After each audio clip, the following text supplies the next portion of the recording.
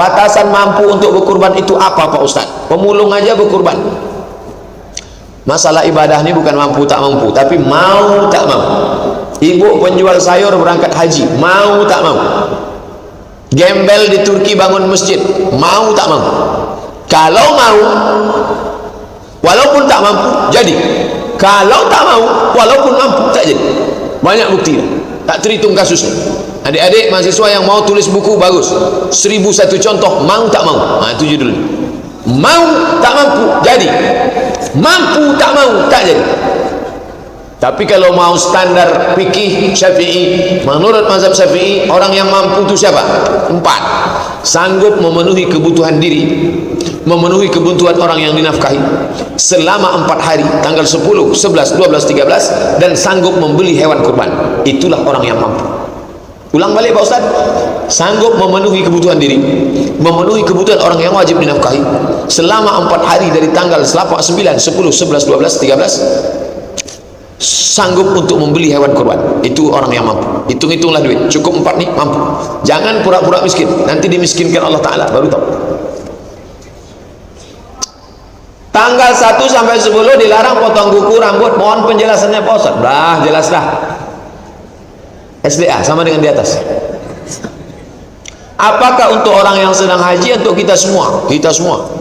Adapun orang yang haji katanya tak potong kuku, itu dari tanggal 8 hari Tarwiyah, 9 hari Arafah, bukan dari tanggal 1. Orang haji aja itu tanggal 8. Ustaz, bolehkah kita korban untuk orang tua kita yang sudah meninggal? Boleh. Baca buku 33 tanya jawab kurban. Boleh. Sampai tak pahalanya Pak Ustaz? Sampai. Baca lengkap dalil. Untuk tahun berikutnya bolehkah kita korban untuk adik kita yang laki-laki yang sudah meninggal? Boleh. Kalau menurut 4 mazhab Pak Ustaz, mau 4 mazhab? Ya, menurut mazhab Syafi'i, kalau orang itu dulu tidak ada meninggalkan wasiat, tak usah dibuat. Menurut mazhab Maliki, kalau orang itu tidak meninggalkan wasiat, mau dibuat juga boleh, hukumnya makruh, tapi pahalanya sampai.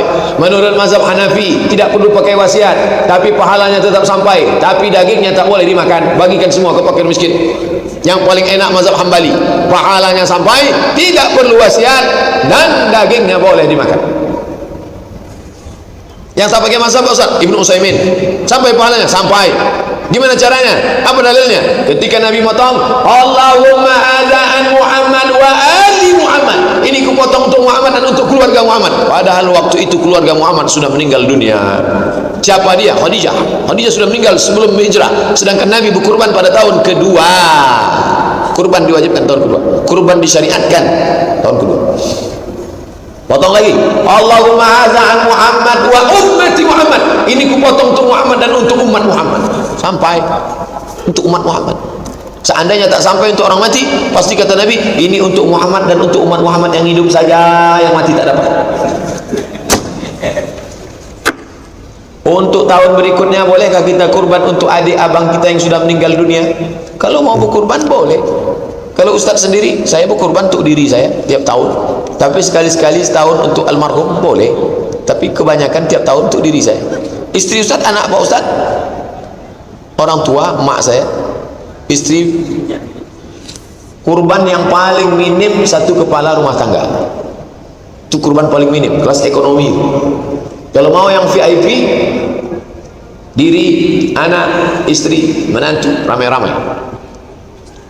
Kalau mau yang lebih tinggi, ini kurbannya Nabi Muhammad SAW, 63 ekor potong sendiri, 37 ekor dipotongkan Ali, 37 tambah 63, 100 ekor sendiri. Jangan ambil yang paling bawah.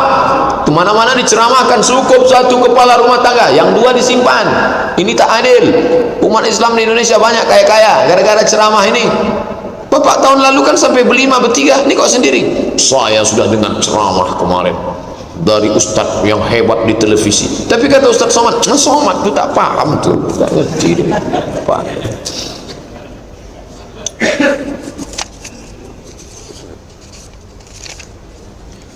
Apa syarat masuk surga? Saya sholat terus, puasa Senin Kamis, duha, apalagi yang harus dilakukan? Udahlah, tunggu aja. Syarat terakhir apa? Mati. Asal mati masuk insyaallah. Yang janjikan itu siapa? Nabi. Nabi menjanjikan siapa yang bersyahadat, puasa, sholat, haji, berzikir, amar ma'ruf nahi mungkar, udah masuk surga. Tinggal nunggu aja lu. Datang panggilan, masuk.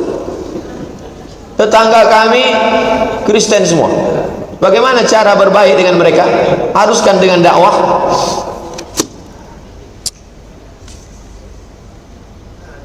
La yanhakumullahu 'anil ladzina lam yuqatilukum, kalau mereka tidak memerangi kamu, wa lam yukhrijukum min diyarikum, mereka tidak mengusir kamu. Ingat, dua kode etiknya. Kalau mereka tidak memerangi kamu, mereka tidak mengusir kamu, antabarruhum, kamu boleh berbuat baik, wa tuqsitu ilaihim, bersikap adil. Inilah ayat yang paling sejalan. Kalau mereka tak mengusir kamu, mereka tak membunuh kamu, kamu boleh buat baik dan kamu boleh bersikap adil. Nah, tetangga kita tuh ada dia mengusir? Tidak. Islam bukan agama ekstrim. Tapi kalau dia sudah menghalalkan darah kita, wa qatiluhum, perangi mereka. Tapi ayat ini jangan dipotong. Ayat ini sifatnya membela diri. La ta'tadu, jangan melampau batas. Innallaha la yuhibbul mu'tadin. Allah tak suka pada orang yang melampau batas. Ustaz, bagaimana cara dakwah yang baik? Ud'u ila sabili rabbik, ajak orang ke jalan Allah. Jangan ajak ke jalan mazhab, jangan ajak ke jalan partai, jangan ajak ke jalan golongan. Ajak orang ke jalan Allah bil hikmah, kata-kata yang santun, wal mau'izatil hasanah, contoh suri tauladan, perbuatan, action. Wajadilhum billati hiya ahsan, kalau dia perlu didebat, debat billati hiya ahsan, dengan cara yang baik, santun. Jangan dibaca kuat-kuat Ustaz. Kalau mau ngasih tahu di atas, jangan di bawah.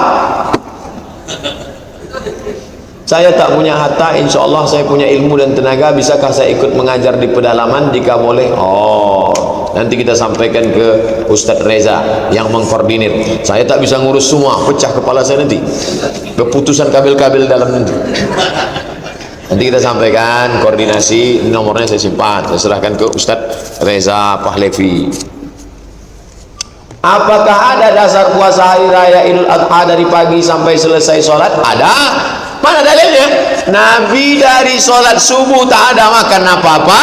Setelah selesai sholat Idul Adha, Nabi pulang, dhaha bikabshaini amla'ai aqranaini, Nabi berkurban aqranaini, bertanduk, amla'aini, putih bersih, fadabahahuma biyadihi, Nabi memotong dengan tangannya sendiri. Bismillah, wallahu akbar, Allahumma minka walaka. Setelah itu akala min kabidi udhiyatihi, dibelah dadanya, diambil hatinya, dipotong mudghah, sesuap. Cuci, jangan tak cuci. Jangan daging, kulit daging tak cuci, karena itu darah najis, haram. Cuci bersih, kasih limau, jangan sampai bau. Panggang, setelah itu makan. Akala min kabidi, itulah makanan pertama yang masuk ke mulut Nabi, sunnah. Jadi kalau makan lontong dulu Pak Ustaz, alhamdulillah Pak Ustaz, dari pagi tadi apapun tak ada masuk, agak 3 batang aja lah. Ketika rukuk, bolehkah posisi telapak tangan sedikit ke bawah lutut agar punggung lurus? Posisi tangan bukan dekat lutut. Sahabat sholat gini disuruh Nabi naikkan. Nah, perempuan yang ke dalam, perempuan lebih tertutup lebih baik. Buka kitab Sahih Sifat Sholat Nabi Syekh Hasan As-Saqaf dari Yordania. Perempuan lebih tertutup lebih baik. Allahu Akbar, Allahu Akbar. Perempuan yang mana? Yang tertutup lebih baik. Tangan. Perempuan yang mana? Yang tertutup lebih baik. Laki-laki itu buka. Kalau tangannya di sini, cuma buka gini. Tangan sedang diletak di bawah Pak Ustaz supaya lutut agak punggung. Enggak, kecuali dia sakit. Wallahu a'lam. Banyak-banyak berdoa aja lah yang buruk-buruk. Apakah benar solat Al-Waqi'ah surat tolak anti miskin? Man qara'a surat Al-Waqi'ah, siapa yang membaca surat Al-Waqi'ah, maka Allah akan menjauhkannya dari faqah. Faqah itu apa? Miskin, susah, melarat. Hadis dhaif. Hadis tentang surat Al-Waqi'ah dhaif. Kalau ada ustaz ceramah, jangan baca Al-Waqi'ah, jangan, itu hadisnya dhaif, dia anti hadis dhaif. Sedangkan ulama mengatakan hadis dhaif tetap boleh dipakai kalau cukup 5 syarat. Tidak dalam masalah akidah, tidak dalam masalah fikih, hukum halal haram, masih bernaung di bawah hadis sahih. Tidak ada riwayatnya yang kadzab, mendusta. Dan untuk fadail amal silakan, tak salah, tapi renungkan isi Al-Waqi'ah.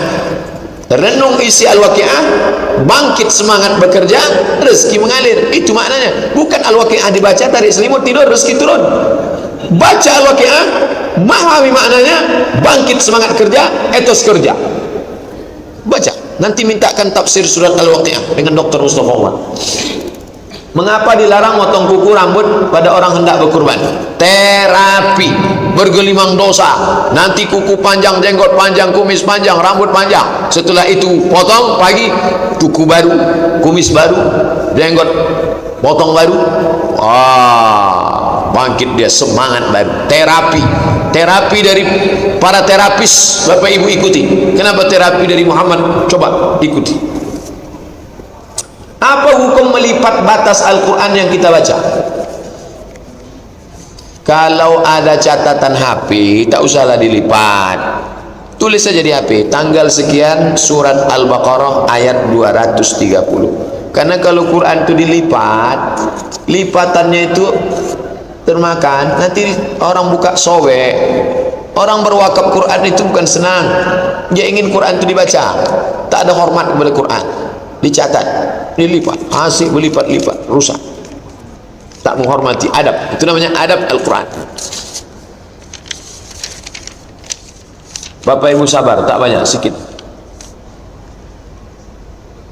Pak Ustadz, kalau ada teman bayar utang tapi duitnya dari cara haram, hukumnya apa? Duit urusan dia. Mau dia dari duit jual babi, mau dari korupsi, uang kan uang kita. Kalau nggak sempat uang orang kita permasalahkan. Bapak jual semen, pas datang orang mau beli semen, tanya, Pak, semen berapa satu sak? 100.000. Ini Pak, ini uangnya dari judi apa dari jual babi? Yang penting itu semen kita, bukan duit dia. Semen yang kita jual halal. Uang saya waktu kamu pinjam dulu halal, balikkan duit itu halal, bukan duit dia itu kita periksa. Ustadz, haji itu wajib. Ustadz, haji itu wajib korban atau sunnah? Assalamualaikum Ustadz Abdul Somad. Haji itu wajib korban atau sunnah? Orang yang berhaji apakah wajib berkorban? Tidak. Tapi kalau dia haji tamattu sama haji qiran, dia bayar dam, bukan korban. Kalau hajinya haji ifrad, dia tak bayar, wajib dia bayar dam. Faman lam yajid, siapa yang tak bisa bayar potong kambing, fasyamu thalathati ayyam, puasa 3 hari di sana, wa sab'atin idza raja'tum, 7 hari setelah pulang ke Pekanbaru. Tidak wajib berkurban. Tapi kalau dia mau berkurban, baik. Jadi apa, tak boleh membeli barang-barang untuk disimpan dengan tujuan nanti akan dijual lagi kalau barang-barang seperti itu sudah melambung harganya. Soalnya teman saya punya ibu, dia membeli kacang-kacangan, disimpannya, kemudian dijual ketika harganya melambung. Tapi sayangnya ibunya teman saya itu ditipu. Kacang-kacangan beliau jual 10 juta diutang, tapi orang berutang itu kabur entah kemana. Orang yang menumpuk barang namanya ihtikar. Man ihtakara falaysa minna. Siapa yang menumpuk-numpuk barang, ditumpuknya beras melambung supaya harga tinggi, maka ihtikar hukumnya haram karena mempersulit orang banyak. Ditumpuk minyak goreng banyak-banyak, tak boleh. Tapi kalau dia menumpuk untuk diri dia sendiri, bukan kerja berjamaah, dia simpan lalu dia jual. Ini memang mengamalkan. Pengusaha sengaja menumpuk barang, menumpuk bensin, menumpuk minyak goreng. Setelah ini tak boleh, namanya ihtikar, tak boleh. Pak Ustadz, saya seorang TKW, kalau sholat tarawih sendirian karena nggak boleh keluar, tak punya, bagaimana hukumnya? Sholat tarawih sendirian sah, sholat tarawih berjamaah afdal. Bedakan antara sah tak sah dengan afdal tak afdal. Sah, jangan ragu, jangan takut, tetap salat tarawih 8 rakaat paling sikit, 2 salam, 2 rakaat 1 salam, 2 rakaat 1 salam, 2 rakaat 1 salam, habis itu witir. Kalau tambah lagi boleh. Berapa batasan tarawih? Terserah, sebanyak-banyak tarawih. Bagaimana hukumnya berkurban dengan sistem arisan? Harga kambing 2 juta, kita ngumpul sebanyak 20 orang. Bapak 100.000, 100.000, terkumpul 2 juta. Nomor 1 Ustadz Somad, berkurban saya sekarang, berarti saya hanya baru berkurban 100.000, yang 1.900.000 ngutang. Apa hukum berkurban utang? Dibahas Imam Ibnu Taimiyah dalam kitab Majmu' Fatawa. Orang yang berkurban dengan cara ngutang, hukumnya 2. Kalau hutangnya ada yang diharapkan membayar, boleh. Kalau hutangnya la yurja ada'uhu, tak ada pembayarnya, tak boleh. Apa bedanya hutang yang ada pembayarnya dengan tak ada? Saya punya kebun sawit, kebun saya akan panen nanti bulan depan. Saya pinjam duit bapak, Pak pinjam duit nanti saya bayar bulan depan, boleh. Yang tak boleh itu, Pak pinjam duit 2 juta, pembayarnya apa? Kuserahkan sama Allah Subhanahu wa taala. Tak bisa. Boleh berkurban sedang saya di perantauan, kurban di kampung saya. Mohon jawabannya. Kalau sekeliling itu sudah ada yang berkurban, tidak melompat, ring pertama RT penuh semua udah, oke. Ring kedua RW penuh semua udah, oke. Ring ketiga desa kelurahan. Kalau masih ada di dalam itu yang tak dapat, kita alihkan keluar, lewat dari jarak qasar salat haram, maka tak boleh. Masjid ini apakah sudah kelilingnya? Insya Allah Pekanbaru ini sudah. Makanya berani Dr. Mustafa Umar, bahkan Saudi Arabia membawa kurban sampai ke Djibouti, sampai ke Afrika. Sebelum lanjut, jangan lupa dukung terus channel Hijrah Reaction. Terima kasih. Saya mau tanya, saudara saya nikah, dia seorang pengawas, dia ingin nikah pada hari Sabtu agar hari Ahadnya acara sudah selesai, hari Senin dia bisa kerja. Tapi dari pihak orang tua perempuan tak setuju. Alasan hari Sabtu itu tak bagus karena laki-laki lahir hari Jumat, si calon perempuan lahir hari Minggu. Akhirnya dipilih hari Minggu, karena hari Minggu jangan disebut Minggu, jangan Minggu. Minggu ini Domingo, menyembah Yesus Kristus. Hari Ahad asalnya lebih bagus agar rezeki dulu lancar. Saudara saya bertanya kepada saya, apakah menikah pada hari tersebut bisa menentukan nasib seorang? Inilah umat yang dihadapi Nabi Ibrahim alaihissalam. Siapa ini? Orang yang percaya kepada nujum. Nujum apa? Perbintangan, peredaran matahari, bulan, planet mempengaruhi nasib. Hari. Semua hari baik, menikahlah. Orang yang masih percaya kepada yang begini syirik. Ada kuasa selain kuasa Allah, la haula wala quwata illa billah. Rusak imannya. Togara taubat, mandi taubat, sulat sunat taubat, bertaubat kepada Allah kalau sudah nikah. Jangan gara-gara ini nikah sekali lagi, jangan. Yang sudah nikah udahlah. Tapi bagi yang belum, nanti penentuan mau hari Senin, hari Kamis, hari Jumat. Asal jangan nikah hari Jumat jam 12. Khotib mau naik mimbar. Apa hukum merayakan kehamilan 7 bulan Pak Ustaz? Siapa yang tidak membuat 7 bulan, maka akan datang musibah. Kalau sekedar duduk upah anak yatim, kasih makan, berdoa, minta jauh dari bala, boleh berdoa kepada Allah dengan bertawassul sedekah. Ya Allah, kalau memang aku sedekah ini ikhlas, aku bertawassul dengan sedekahku ini, bukakanlah pintu bukit ini. Terbuka. Itu dalil boleh berdoa dengan tawassul sedekah.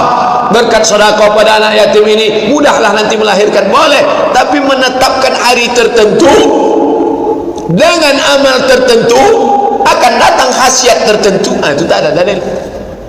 Biar mudah nanti kami undang anak yatim sebulan sekali, buatlah. Setiap bulan undang anak yatim, kasih makan, habis itu berdoa, berkat sedekah kami kepada anak yatim ini kami bertawassul dengan doa, dengan ini ya Allah maka mudahkanlah melahirkan nanti, jauhkan dari musibah, tenangkan hati. Boleh. Dalilnya hadis sahih tentang bertawassul di dalam gua ketika pintu gua tertutup batu besar. Bagaimana menyikapi orang yang mengatakan Masjid Raudhah Jannah adalah masjid benar-benar masjid sunnah, jadi masjid yang lain masjid apa Pak Ustaz? Entahlah.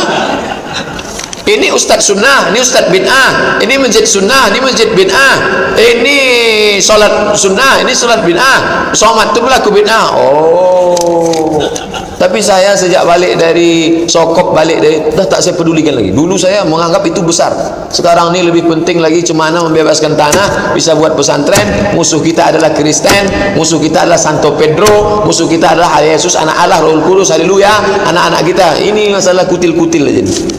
Mau dibilang saya kafir, mau dibilang murtad, bantailah.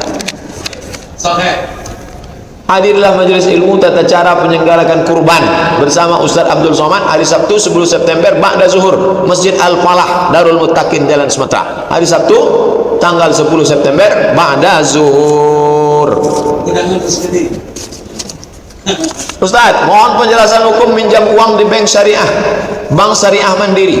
Kalau bank itu sudah ada fatwa halal dari Dewan Syariah Nasional, maka transaksi di dalamnya, akad-akadnya itu sudah dibentuk. Ini bank menuju syariah. Hidupkanlah bank syariah, karena kalau kita tidak menghidupkan bank syariah ini akan mati.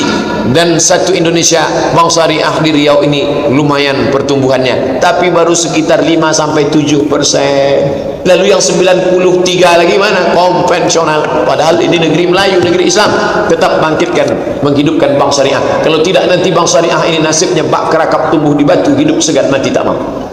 Siapa yang tak berkorban, jangan dekati. Man wajada sa'atan, siapa yang punya kelapangan rezeki, walam yudhahi, tak mau berkorban, fala yaqrabanna musallana, jangan dekat-dekat tempat salat kami. Apa maknanya? Ngancam. Nabi ngancam, jangankan ikut sholat sama kami, jangankan ikut doa sama kami, dekat-dekat pun tak boleh. Berdasarkan hadis ini, kalau ada ancaman berarti wajib. Maka menurut mazhab Hanafi, berkurban itu hukumnya wajib. Kawan-kawan kami waktu kuliah dulu, India, Pakistan, Bangladesh, Turki, mereka berkurban. Lalu kami yang dari Indonesia ikut makan daging kurban itu. Karena menurut mazhab Syafi'i sunnat muakkad.